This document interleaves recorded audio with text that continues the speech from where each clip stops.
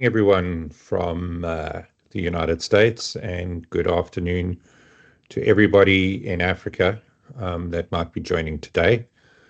Um, we're going to try to take you through a very high-level introduction into the USA market and what you can expect. A little bit of housekeeping up front. Please be aware that today's webinar is being recorded. It will be shared on our various social media platforms, and anybody who would like to obtain a link to the content of this webinar is welcome to reach out to us to be able to download that.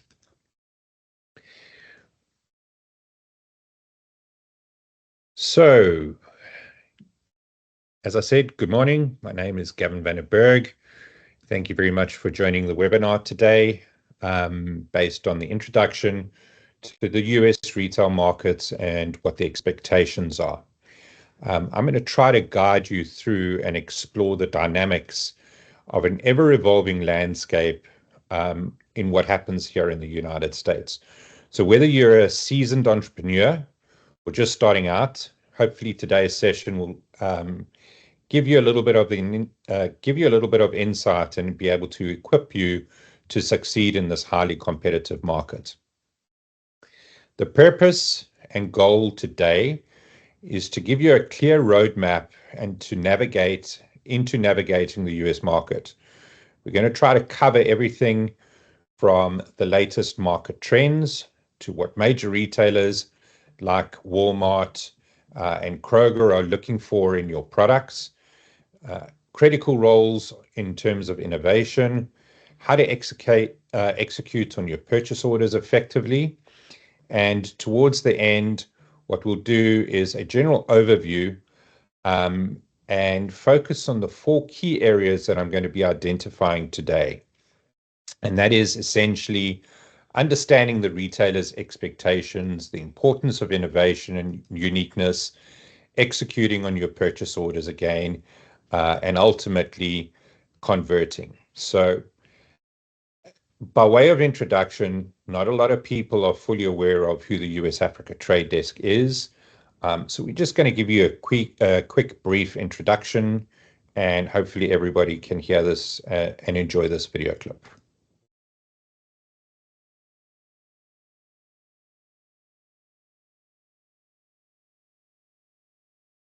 Africa, celebrated for its vast resources, diverse cultures, and youthful population, is seen by the United States as a key global partner.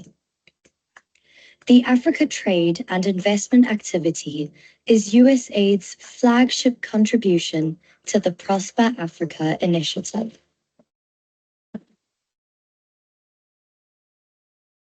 More than just a partnership, Prosper Africa fosters direct exchanges, sharing of knowledge, and unlocking opportunities for both African and American communities. Enter the Africa Trade Desk, serving as the vital link where Africa's innovation meets the American market.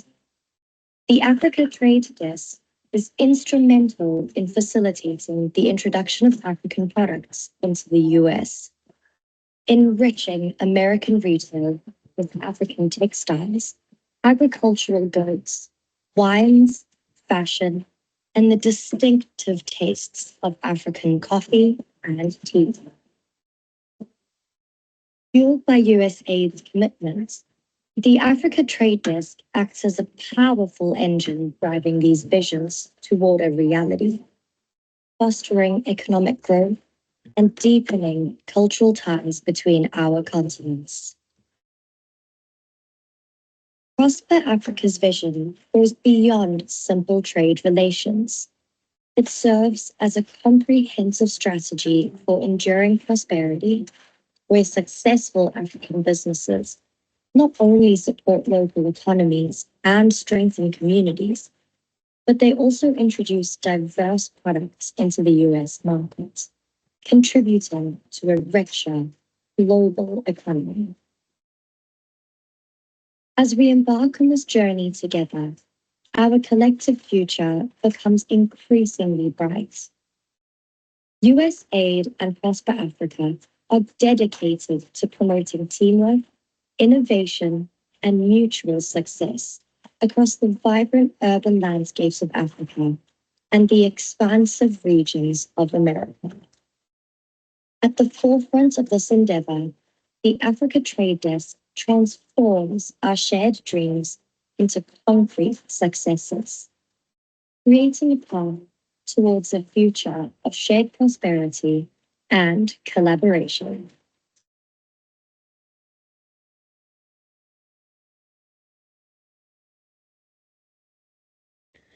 So I hope that gave you a little bit of an insight into what we do.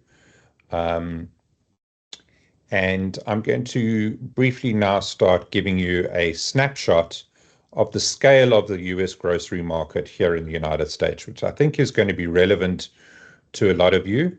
But we will also touch later on in the series of webinars on specialist products like textiles and apparel.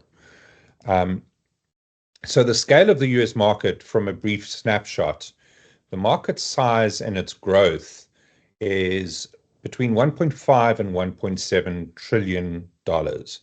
So let's just put that into a context.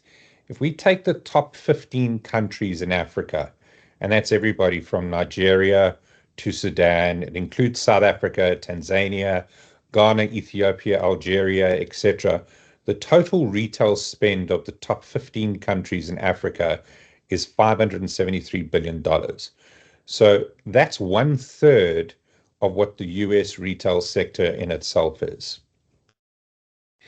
Consumer spending trends is a critical element in the journey of your product success.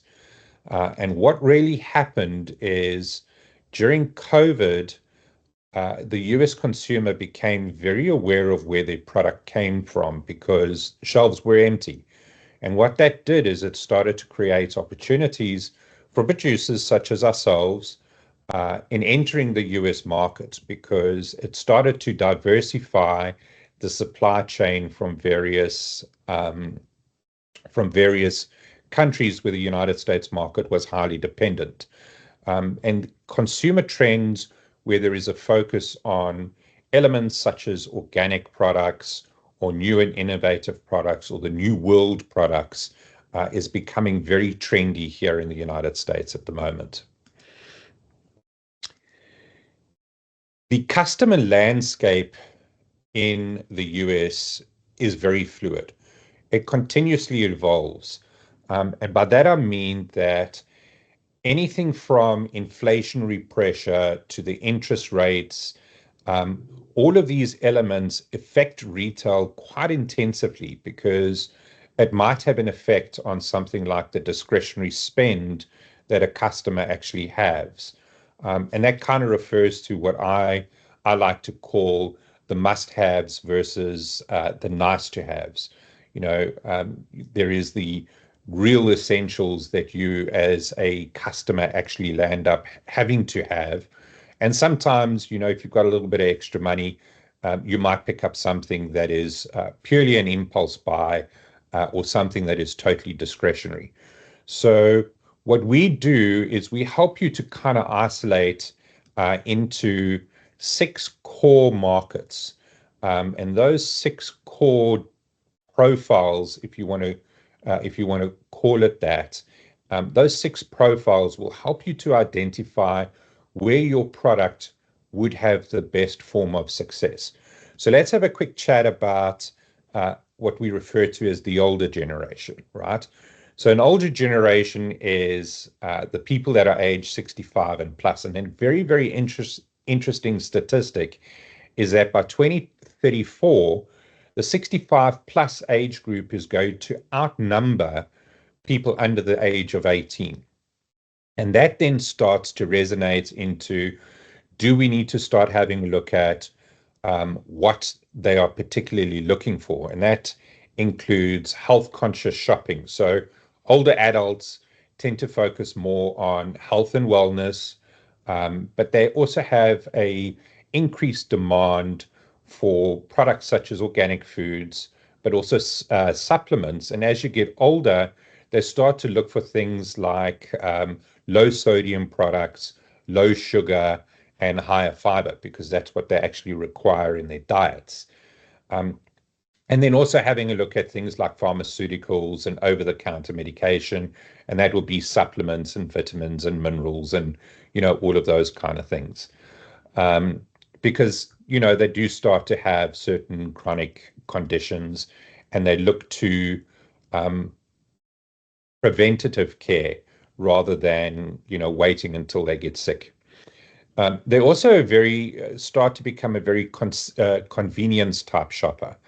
And they look at things for, ready to eat meals or otherwise items that are easy to prepare, because they've got less energy or desire to actually cook from scratch. So this is where elements like your meal kits or a product that you're producing in Africa that could form part of a meal kit, or frozen meals or other prepared foods, that's really where it becomes an option as well. My grandparents, for example, wouldn't know how to engage in online shopping, but the older generation here in the United States is also really, really starting to become tech savvy, and online grocery shopping is really starting to increase. So as the mobility of that consumer starts to decrease, there is a stronger shift towards this online shopping category. And that might mean they simply shop online and then do what they call a pickup, where their product is actually pre-packed for them and they just pop into the store and pick it up. But also, obviously, then e-commerce is a very, very big driver here in the US.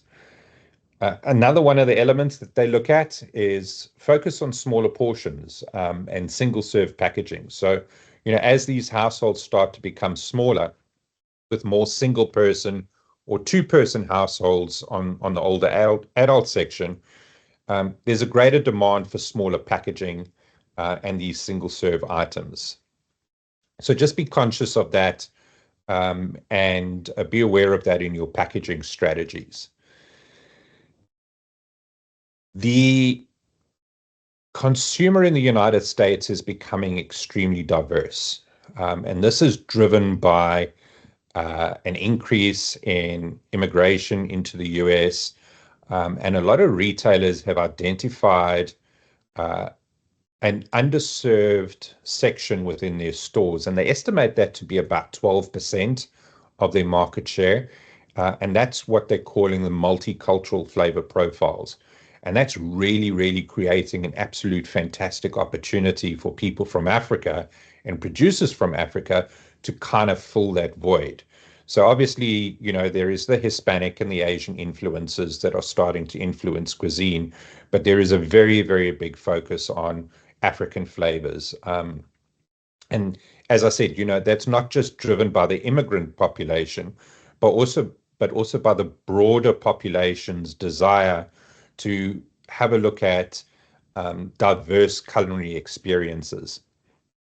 But there's also very intensive health and wellness positioning, and that includes things like ancient grains out of Africa. We call it ancient grains, and that's teff and sorghum, as well as things like the superfoods, baobab, moringa, and then also natural sweeteners. Honey's obviously huge here, and something that we're really starting to see increase as well is date syrup. And that's really to cater towards the focus on health and wellness. And that also then ensures that the product that you are producing becomes SNAP compliant as well. And SNAP basically is the government's nutritional plan, where they actually subsidize some people with their groceries. So because a lot of African product is sustainably sourced, it's nutritious, etc., it really starts to appeal to those health conscious customers. So economic divergence is really, really starting to play a part.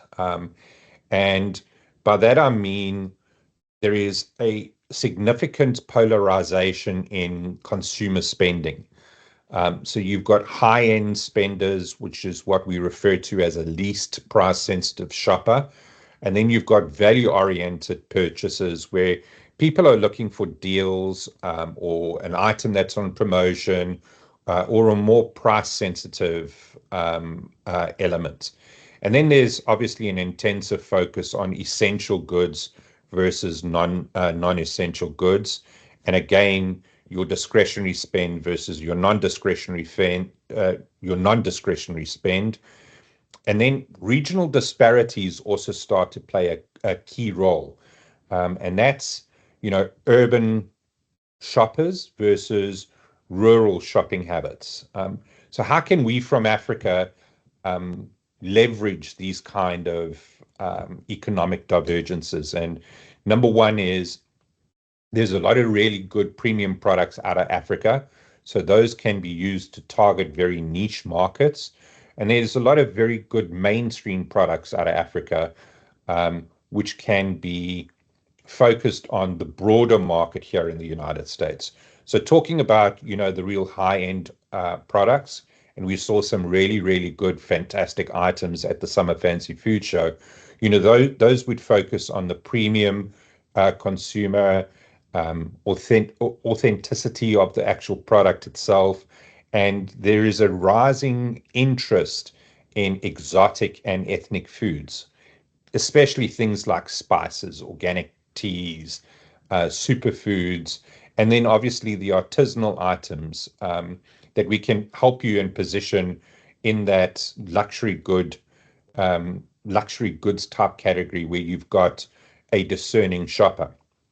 But obviously, most critical that we believe sets Africa apart from the competitors out of the East is that we can tell a compelling story. And the brands that we've seen and the branding identity that we've seen is really, really interesting. So let's leverage those storytelling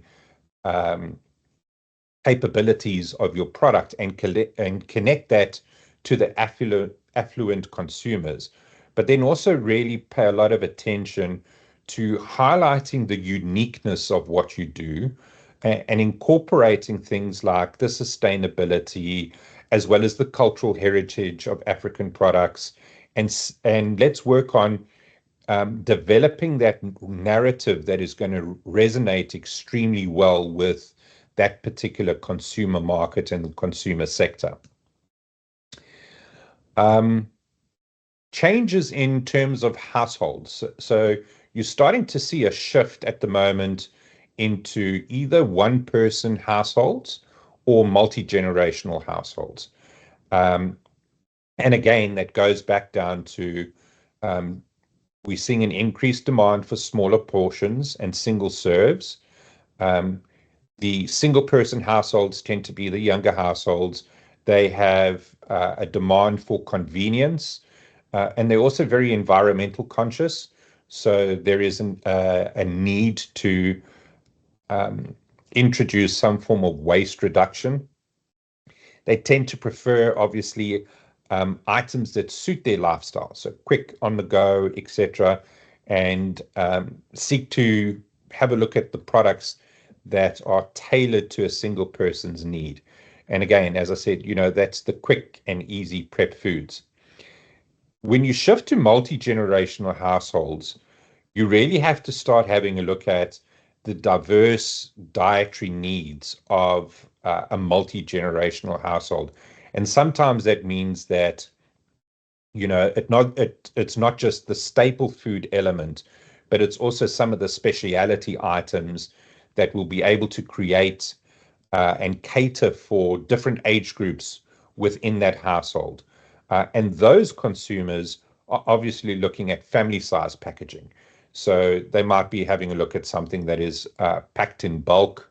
And that's what you would find in the likes of a Costco or a Sam's Club or something along that line.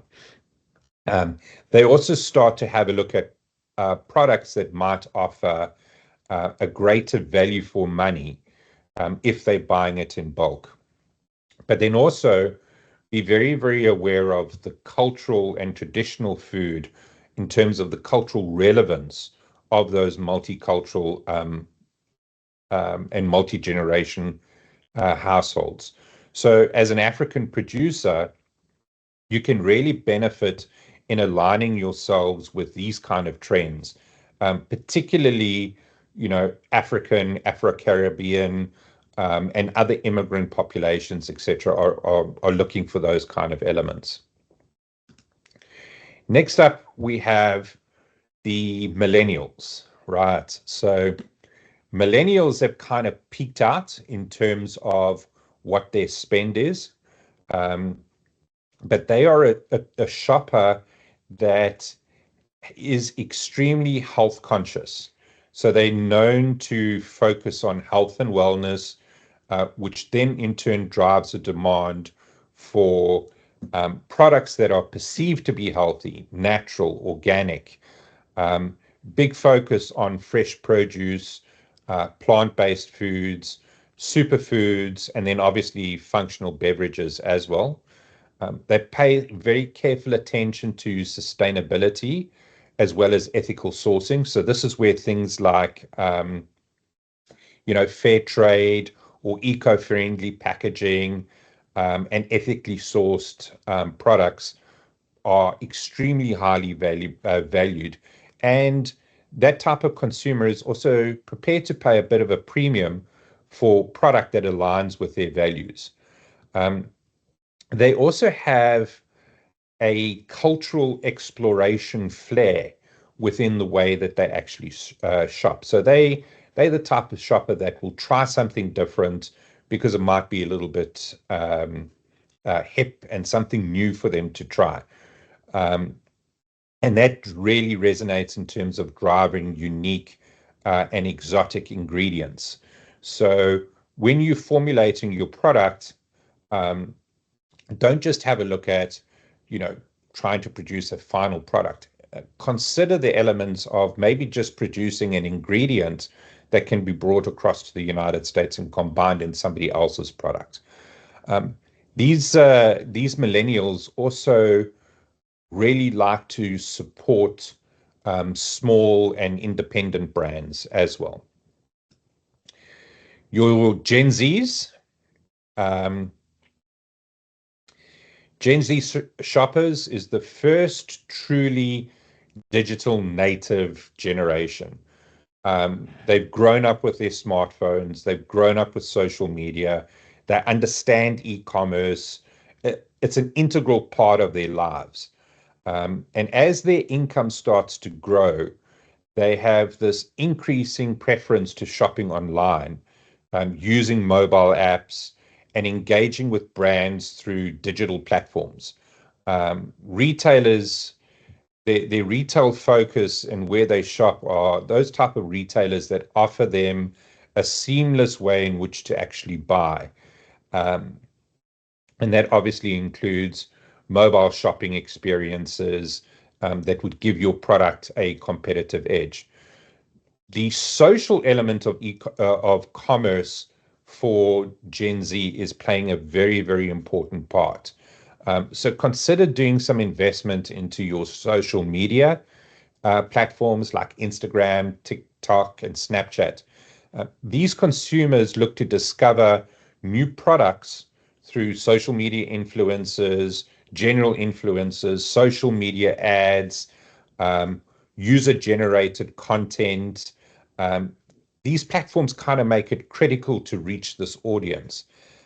Again, very similar to the millennials, they have a focus on value and sustainability. So despite their growing income, they are very value conscious and they seek out high quality products, but those high quality products have got to be at a reasonable price. They pretty savvy shoppers, and they do a little bit of research before making a purchase, and are likely to support brands that offer good value for money. Sustainability and ethical consumption, again, plays a critical part, with strong emphasis on sustainability as a core driver in their decision-making program. Brands that are transparent about where you source from, your environmental responsibility, and your social consciousness, and how you communicate that through the various social media platforms will resonate extremely well with these Gen Z type shoppers. So just to kind of run through generational differences, as I said, we've kind of divided it into Gen Z, millennials, Gen X, and baby boomers. So Gen Z shoppers, what they purchase more is things like snack sweets, energy drinks, ready-to-eat meals, and superfoods. Your your Gen Z shopper is less frequently purchasing product like your traditional breakfast items. So that's your uh, bacon, sausage, etc. They're not very big in terms of canned vegetables, and not very big in conventional dairy. So they look at alternative dairy products. Your millennials are purchasing more frequently. They're purchasing a lot more organic products, plus plant-based alternatives, and again, convenience foods. Less frequently traditional canned goods. They're not big buyers of traditional canned goods. They try to avoid sugary cereals, and also try to avoid processed food. Your Gen X, very big on packaged snacks, baked breads, baked goods, fluid milk products, natural cheeses, soft drinks, and coffee. We all live on coffee. Um, and they less frequently look at plant-based beverages, which was a very interesting statistic. And things like pre-made smoothies, and functional foods like your turmeric shots, your ginger shots, etc. They're not buying them as much as what they used to. Your baby boomers heavily focused on fresh produce, dairy products, and canned goods. Um, and not very focused on plant-based alternatives. They're definitely not consumers of energy drinks, and tend to avoid things like the snack bars. So, as a general overview of the retail market, um, this is where I'm going to try to give you a little bit of a deep dive into the retail market and understanding the difference between who the major retailers are, what market segments they cover, and what the key success factors are going to be. So your key retailers are retailers like Walmart, for example. They're the world's largest retailer. They've got over 10,500 stores around the world, but they're very well renowned for their everyday low price model. Um, Very stringent in cost control. A retailer like Kroger, for example, they're the largest supermarket retailer here in the United States, very loyal customer based, and focused a lot on their own private label. But there's also an important role that regional retailers play. And here I'm identifying a retailer like Meijer in the Northeast, HEB in Southern Texas, and Publix here in Florida. These regional retailers play a crucial role because they're very influential over that specific geographical area that they're in. And that in turn creates a deep connection with the local customer base, which makes them an ideal partner to be able to introduce a new or unique item from Africa. The outcome that you'll get in doing business with them is that it gives you a very powerful proof of concept, and potentially opens up doors to other markets on a national basis. So let's have a look at comparing high-end versus mainstream retailers. So your high-end retailer is somebody like a Trader Joe's, or a Whole Foods. The customer it's catering towards an affluent customer that we call a least price sensitive shopper, and they'll pay extra for product that is sustainable or has that ethical sourcing. They also look for artisanal products and fair trade certification. Your mainstream retailers, however, are the likes of an Albertsons or a Target or a Safeway. And these mainstream retailers catered towards a much broader audience. They've got a very big focus on not just private label, but they also have a look at packer brands. Their emphasis is on competitive pricing.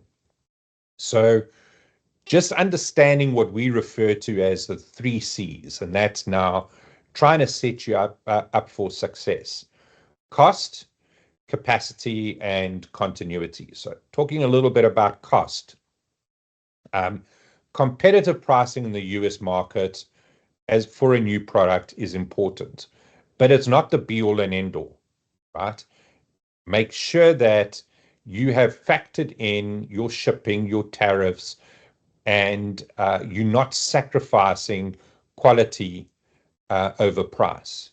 Capacity, make sure that you are able to actually meet the needs once you receive a purchase order. And I'm going to pause here quickly. Sorry, I skipped forward. I'm going to have to go back here again.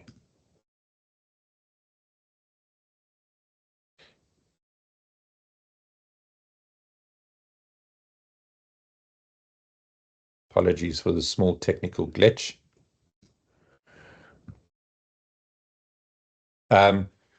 Continuity is critically important. Make sure that you have the ability to follow up all the time. So a quick general conclusion on this is just to give you a quick highlight summary. Over here, understand the market, understand where you want to place your product. Are you wanting to go national? Are you wanting to go retail? Understand the difference between a high-end retailer and a mainstream retailer. And generally, what your call to action should be in this element is having a look at, as we move forward generally in this presentation, jot down a couple of those questions that you might have. We'll answer them at the end, but be very conscious of those 3 Cs that we identified. So moving forward into understanding retailers' expectations.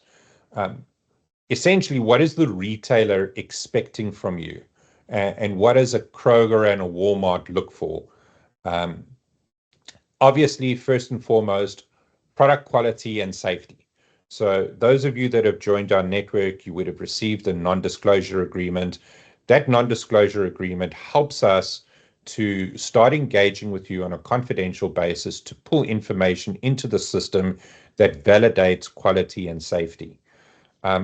While price is a critical factor, it's not the be all and end all. You've got to be competitively priced, but you've got to make money. If you're not making money, you pose a risk to that retailer because they're going to expend time, energy, and effort into getting your product on shelf. Your ability to consistently deliver products on time is crucial. So understand that when you do your planning. Inconsistencies, delays, a lot of the time, there's no second chance. Building relationships with retailers. So, a lot of the times here in the United States, you'll hear that you are being referred to as a vendor partner and not just as a supplier. They treat you as a good partner over here. So it's important for you to effectively communicate. And that's the good, the bad, and indifferent. Things happen. If things happen, let's make sure that we keep those communication lines up and open so that there is no surprises. Transparency builds the trust that the retailer will have in your brand. Be flexible and be responsive. I always say that time kills all deals. So make sure that if you get a question from a retailer, you're very responsive, and also be flexible in some guidance and advice that is made or given to you on your packaging. And then obviously, crucially again, there is a long-term focus. Retailers spend a lot of time and energy to get your product onto shelf. It's not just your time and energy, it's theirs as well. So make sure that you're planning for the long term and not just an interim spot buy. Innovation and uniqueness is becoming critically important. So you've got to stand out on the shelf. And by standing out on the shelf, you're creating the customer's attention to your product. Whilst you might be meeting an unmet need for a unique item, you also might be looking to unseat the incumbent. And that means that your product really needs to capture the attention quickly. A lot of consumer decisions are made within 3 seconds. Make sure that you emphasize any innovative features that you have on your product, and that might be a new flavor, sustainable packaging. All of those kind of things are key to setting your product apart. And here's a couple of classic case studies. Everybody's seen the success of Beyond Meat. Tide has also been very successful recently in the launch of their Eco Box. So those are really, some of the elements that you need to take cognizance of. We now want to talk to you about consumer-centric designs. And by that, we mean understand your target audience very clearly. And that means that you've analyzed the category that you want to go into, and you understand that you can actually meet the need.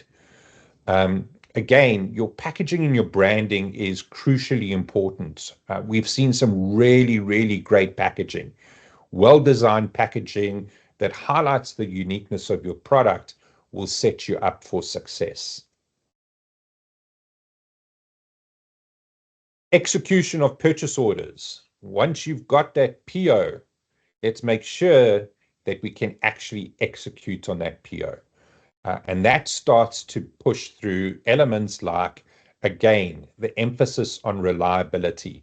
You are making a promise to the retailer that you're going to be able to fulfill that purchase order when they need it and in the quantity that they need it. Consistency in terms of your quality. Make sure that if you are provided with a specification sheet, you are packing to that specification sheet. Retailers won't tolerate discrepancies. It loses shelf space and might even mean that your contract is totally cancelled. And then be logistically effective. Make sure that you've got the right inventory levels. Make sure that it's packaged and labeled correctly, and there is going to be no holdup. And all of this then leads to building trust. If you execute properly, it builds trust with the retailer, and the retailer will then give you more opportunities. So again, emphasizing this on-time delivery is what is very, very important. And it reinforces your reliability as a supplier and will ultimately land up giving you extra chances. And yes, problems do arise. So let's work together on solving those problems and make the retailer aware. If you are facing a challenge, make them aware up front, so that they're not caught by surprise. And then lastly, one of the elements is continuously improve your product. Always look for ways in which you can be innovative and improve. And this might be mean that you've got to reinvest some of the money that you make back into improving and enhancing your product. I always say that it's difficult enough to get into retail. It's even harder to stay in there. People are going to be competing for your space, and retailers really, really appreciate suppliers that are committed to continuous improvements.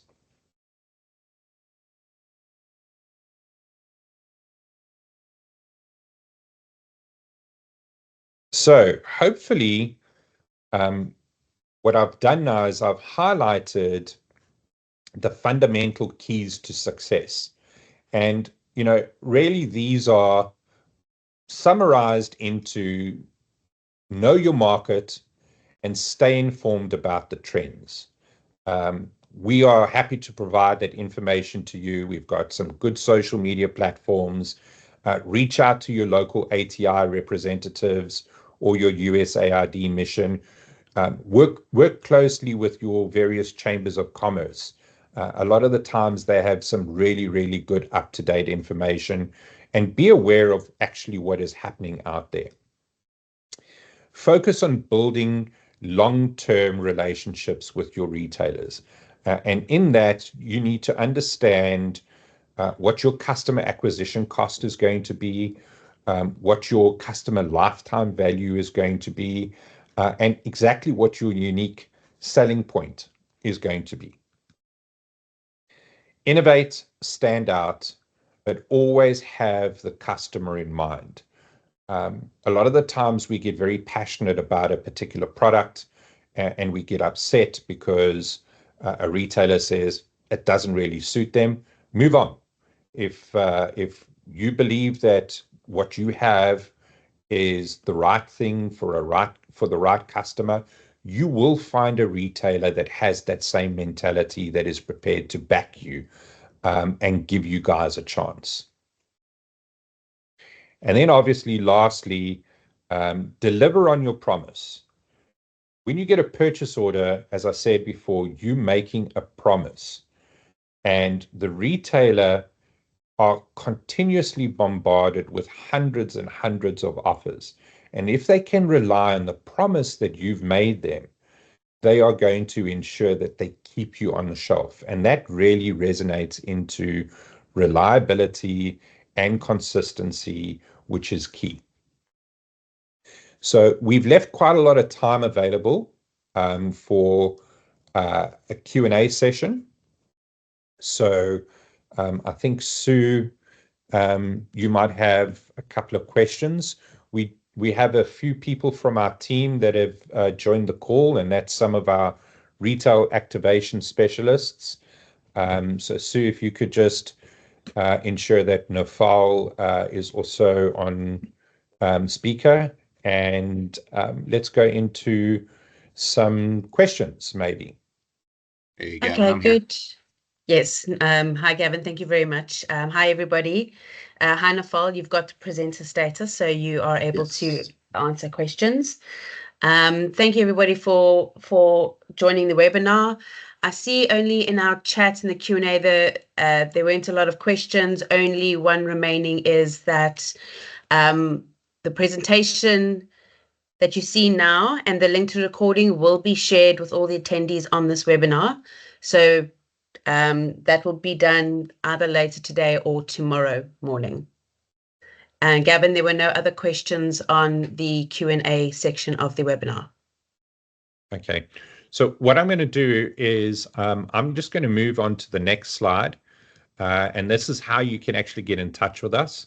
So for those of you that are in attendance, you can just scan that QR code, and that QR code will take you to an HTML link, and that HTML link will be able to auto-populate you into our system.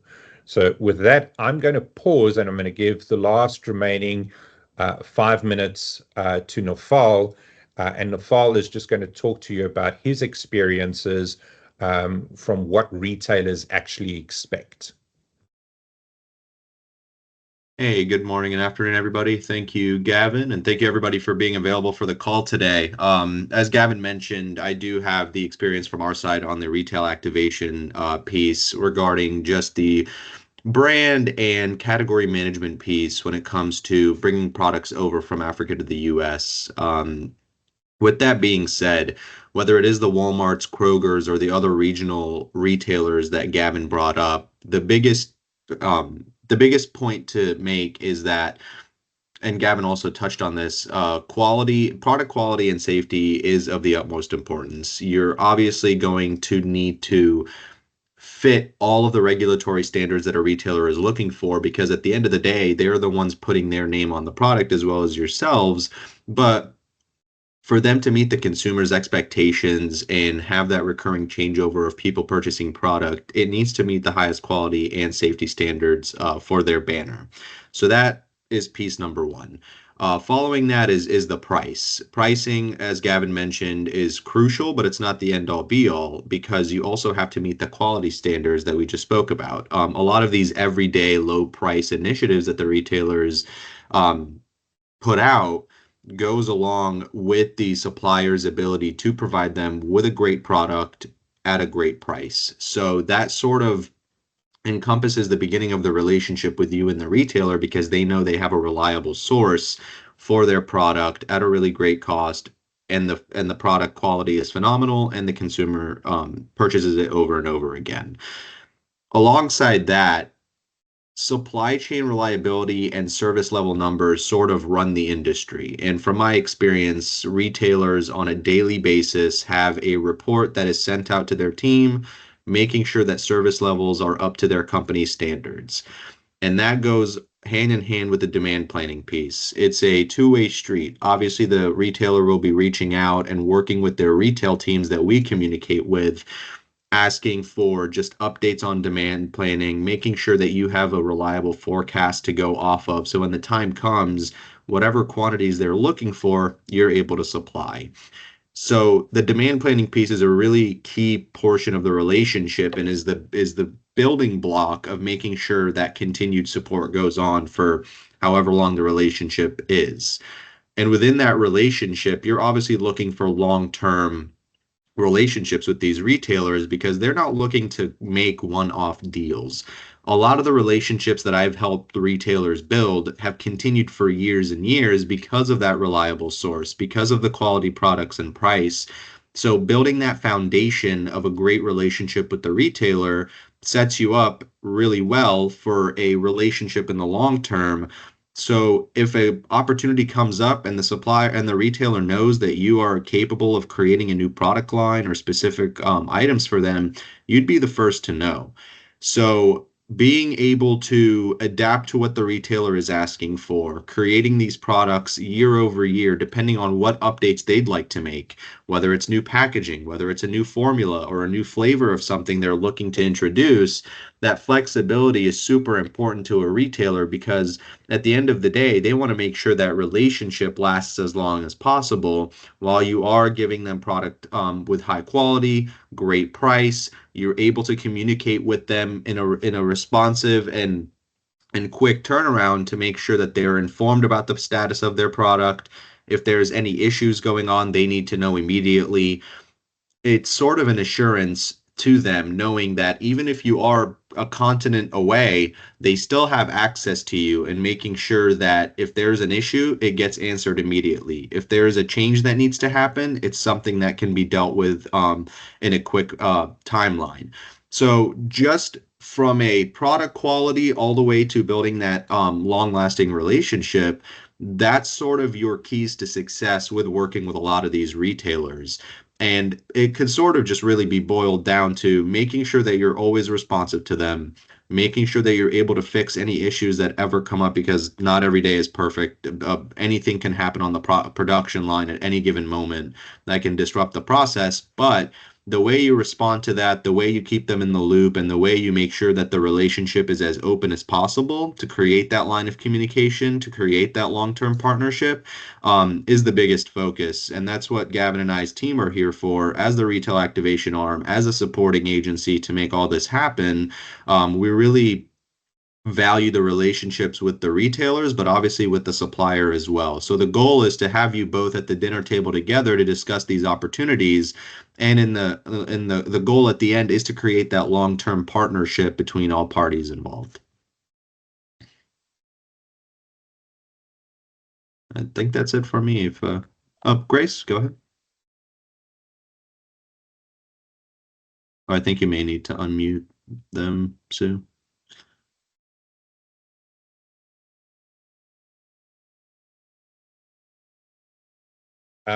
Grace, if you don't mind putting your question into the Q&A section, we should be able to answer.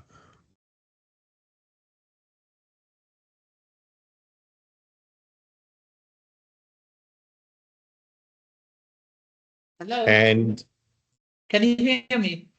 Yes, Grace, go ahead. Okay. I'm unable to get to ask the question on, there's no provision in the chat or question place, so allow me to ask verbally. Thank you so much for the sharing and for the insights. I see more of the information was largely on food-related kind of questions, training, but I wanted to get some more information around, my name is Grace and I manufacture leather and textile kind of bags and small gift items. So I would like to get some more information surrounding this. Thing that you schedule to share maybe in the next one, or some tips around how we can engage with, especially some of the brands that you're sharing there, and especially the small SMEs. Do they have this like handcrafted section or made handmade items? Do you have such a section or small SME related kind of sections? Because I noticed somebody like Walmart is huge, but they sometimes have sections where they allow handmade sections. I just wanted to get that information. Thanks. Sure, Grace. Thanks very much for the question. Sue, can you just scroll your screen up a little bit, please?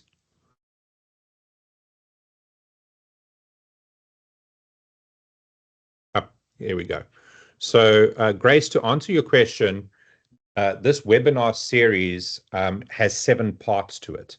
So today we covered just a very broad introduction into what the retail expectations are.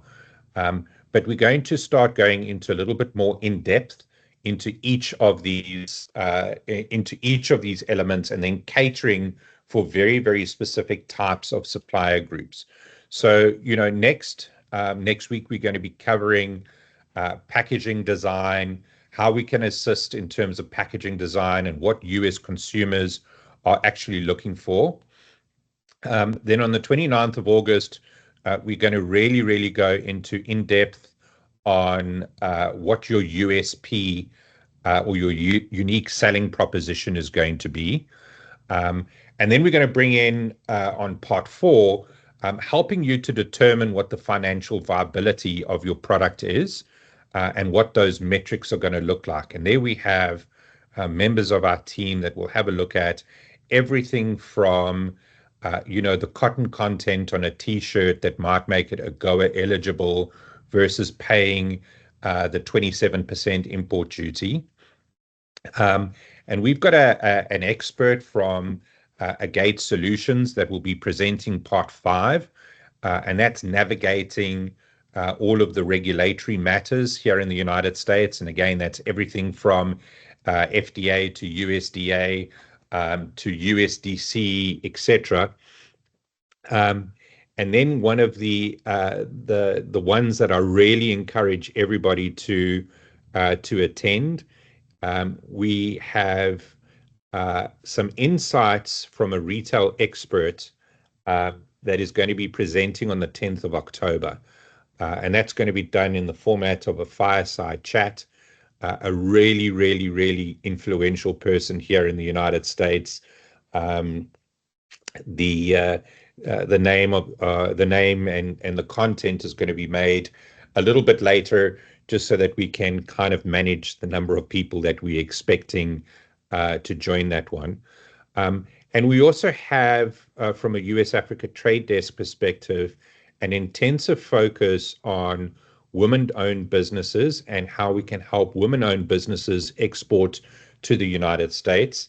And we're also going to add an 8th element to this based on everybody's requests, which is a focus on youth and entrepreneurial type businesses and how we can assist those businesses in obtaining access into the US market. So hopefully that answers your question. We've got about 5 minutes, so I think we'll take a couple of other questions. Yep. Yes, we've got Cans, who should put her hand up first. Then after that will be Roy and then S. Musa. So Cans, I'm going to give you access to your mic.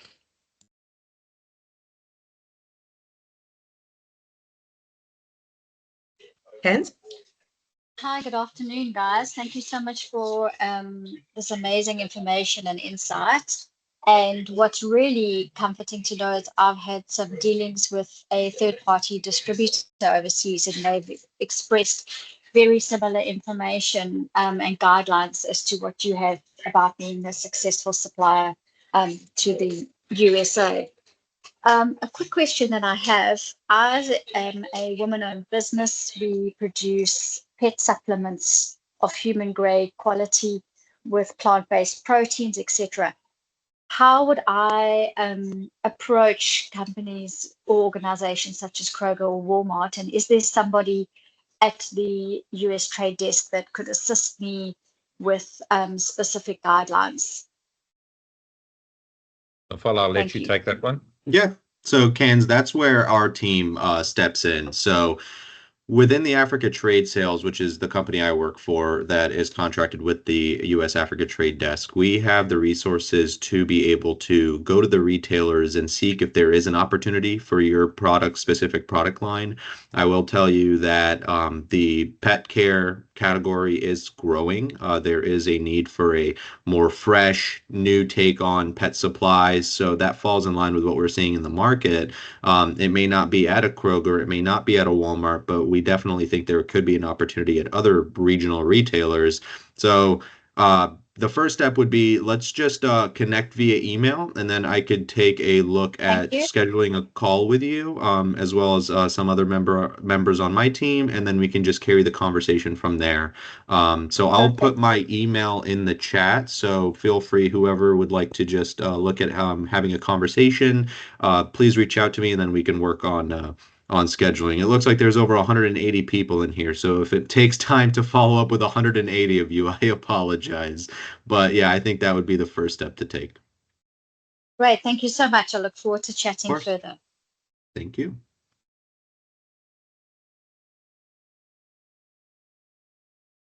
Okay, next is we have Roy. Please let me know if I'm pronouncing your name correctly. I'm allowing your mic.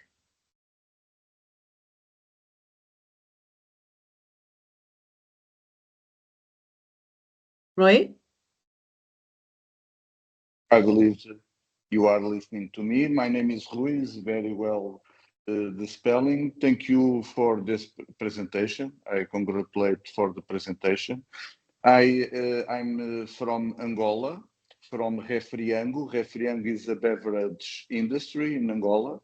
And what I would like is to reinforce, to share the presentation and with the contacts, because we really want to develop some exotic soft drink to the North American market with exotic fruits, and it will be perfect to be in contact with you and to have your support.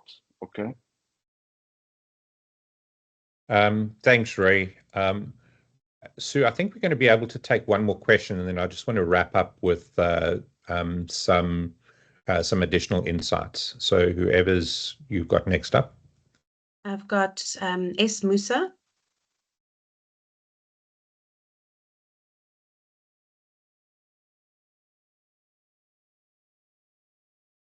Musa? Thank you very much. I'm glad I made it just to the last question. Just a quick comment from me. Sorry, I came in a little bit late. We're operating out of two territories, one being Lesotho and South Africa. Now, what the question I have is more in relation to, similar to what Candice had asked, maybe Nofal, if we can have a further engagement. I firstly apologize. I came in a little bit late onto the program, but the idea was to really establish if there is a market, because we've sent some representation into the US to try to look at the Staples and Walmart and the manner in which they take on new suppliers. And we found ourselves dealing with agents upon agents and never ever got to a confirmed way in which we can access those markets. But we're a stationary manufacturer, is one of the largest in the country in South Africa. But when trying to access that market from a stationary perspective. We've had a look at competitors. We're noticing a lot of Chinese products are coming into the US, much cheaper brands. So we'd love to be given some opportunity to explore that, please. Yeah, I mean, from a opportunity standpoint, obviously, it looks like you've gone through that route. It looked like it was a struggle to get to the end result. So that's where our team hopes to be able to help. It's not a guaranteed approach that we will get an opportunity with a Walmart, but there is opportunities out there where we've seen something currently in the toy section, but obviously you're not creating toys, something more stationary. So there are needs for that space. It just may not be with that big box retailer or a Walmart or a Kroger. But again, just those regional retailers could be looking for a source where we could help partner you up with. So again, we could just carry on with a separate conversation, and yeah, we can just take that conversation further, because I mean, as the retail activation arm, it's not a promise, it's not a guarantee, but we're going to try everything we can to get you to have that conversation with the retailer. Yeah, understood. If you don't mind just sharing those contact details again. Sure. Yep, I'm posting it right now. So I know we kind of run out of time and there's a lot more questions. So please feel free to reach out to us on email. We will definitely be able to help you. One of the things that I'd like to emphasize for everybody that is on board on today's call is that the US Africa Trade Desk is not a conventional broker. So we don't take custody over anybody's product and store it here and then hope to sell it. What we do is we navigate you through an 8-step process and ensure that, number one, you're retail ready. Or if you're not retail ready, we don't cut you off. We then have a supply development program where we also work very closely with the Africa Trade Initiative, USAID, and Prosper Africa to maybe get you retail ready in 6 months' time. We don't charge anything for our services and for doing an assessment on your product, etc. Our real objective is to ensure that we can bridge the gap between producers in Africa and what we're seeing as the demand here in the United States. So we have an extensive network of US retailers, and that's everybody from Costco and Sam's Club and Kroger and, the regional retailers that we highlighted, all the way down to some of the general retailers like a Dollar General, for example, that might suit a specific type of product that you're doing.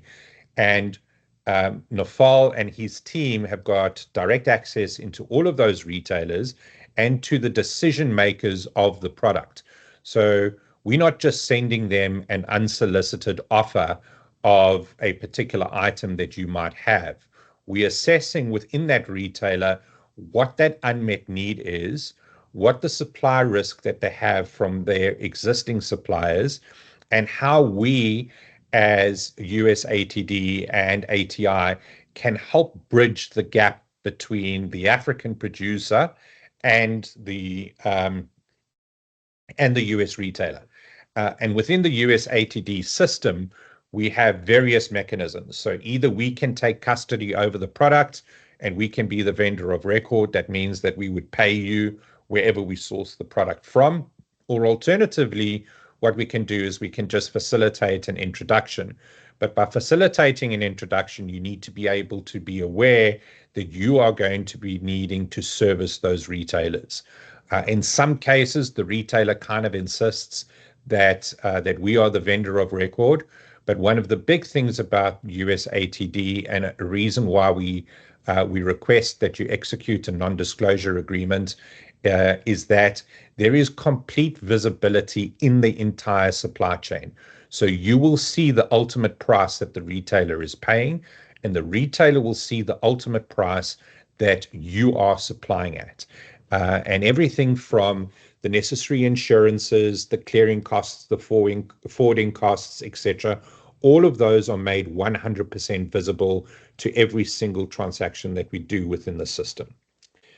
So with that, I would like to encourage everybody to visit the US Africa Trade Desk website.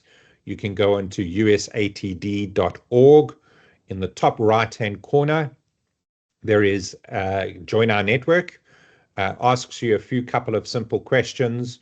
What that does is it'll auto-populate into our ERP and CRM system, and that then is the trigger point for automatic engagement as we go through. As Nafal said, please bear with us. We're seeing a massive influx of potential suppliers from Africa into the retailers. And then conversely, we're seeing a significant amount of interest from our retail partners in asking us to secure African products. So we're walking a fine balancing act. With that said, thank you everybody for joining our network. Please follow our LinkedIn profile in particular. The LinkedIn profile will continuously update various links. It'll update information that you might find handy. And please feel free to reach out to any of our team. We encourage you to actively work with your ATI representative. We encourage you to work with your local US Chamber of Commerce. And we encourage you to work, with ourselves and in order to help guide you through the process. With that being said, thank you everybody for your attendance. I hope you found today's session informative, and please feel free to reach out to us. Thank you. Thank you, everyone. Thank you, everyone.